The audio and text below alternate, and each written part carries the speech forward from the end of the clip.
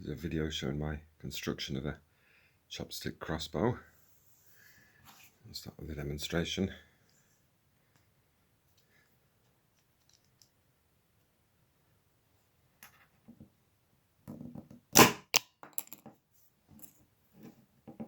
Quite close as well, so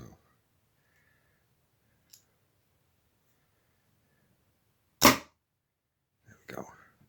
Let's do another one, a bit longer one this time, and then we'll show you how it was built. Okay. Bullseye. Okay, so what you got here is 4 regular chopsticks for the body, and they've been super glued into this shape here, as you can see. And the way you do that is you'll group them together and put elastic bands around each end to hold them together and get them lined up, and get a tube of super glue and go down the seams all the way around each side, full length, and let the super glue work its way in between the joints. Drop it down through the center gap here, it's quite big. Let that super glue seep all the way down, same here at the other end. And then you're going to take some bicarbonate of soda and sprinkle it all over where you've put the super glue and rub it in with your fingers, and it sets it immediately. I don't know how well you can see that, but it's kind of white there. You'll see it about. So I'm going to focus on that and zoom in there. Oh, that's focusing for you there. I'll pull back out. There, it's kind of white plasticky stuff. This is what the bicarbonate does. It sets the super glue straight away. I did this stick on here, and I ran out of super glue, so I had to use hot glue gun. And I put this piece on kind of for decoration, but also when this fires, the firing pin is prone to falling forward because it's coming off here at a hell of a speed, and it can fall forward over the tip. And if you're holding it like this, it can wrap your knuckles. So I kind of put that on as a bit of a anti-wrap guard. So once you've got the main body of the chopsticks put together and set, drill a hole through here, just away from one end, and not too big.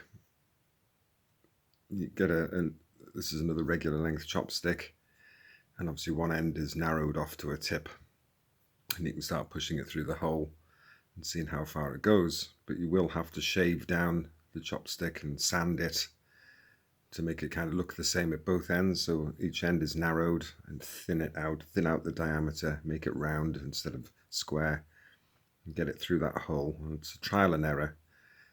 You get it to slide through, find the center point and get it lined up, and then again with your super glue, pour super glue down through the hole, both sides, let it seep in, sprinkle bicarb all over again, and get it to seal up. So that'll be the T-bar made. Underneath got another piece of chopstick. There's the thin end, and I've just drilled up again with a, I don't know, about a 5-6 mil drill, practically up to the halfway point here, and then tapped in the end of a chopstick there again, and sealed best I can with glue and bicarb and hot glue this time. And that's pretty much it. So then you'd be ready to put your elastic band on. And what I've done here, I've spent quite a bit of time carving out the channel that runs down the top of the crossbow. You can see that there. Look at this little shuttle coming along a track pretty much. And it's kind of V'd in the middle, so it will take one of these skewers and just try and push that in there. You can see how that sits in there. It's a little track. This is exactly like a real crossbow, except we don't have an arching over piece to keep this pinned down, so when you load up it's pretty loose and prone to falling off. Here, just another piece of chopstick with a 3 or 4 mil hole through the middle. You can pass the elastic band through, and then a tiny piece of insulating tape. It stretches over the top of these runners. This is to stop any wear and tear on the elastic band, give a smooth surface. You can kind of pull the band about and shift this about, shift your tape about to get it exactly centered. So it's got a nice bit of travel. Sometimes put a bit of cooking oil on here to smooth, give it a slippy surface, reduce the friction. And that's about it. I haven't got around to adding on any kind of trigger mechanism, or I was thinking maybe put a bulldog clip on here, so when you pull back the clip holds the shuttle, and then you can just release it at will. I find it's just as easy pinning it with your thumb. These are just little wooden cooking skewers with a bit of insulating tape to make a flight.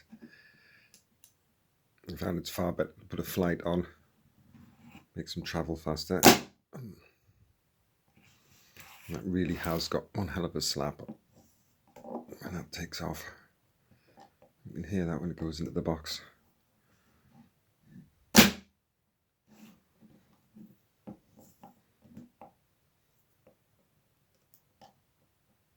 As for distance, this thing will throw one of these skewers about 10-15 meters. Bang. So powerful it bounced out. You come back a bit. Bullseye. Let's try a smaller one.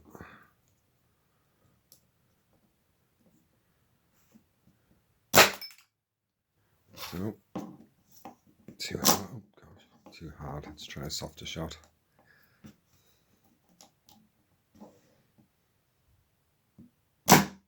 Yeah, it's better. Oh, one left. Let's try that one. Just part way down.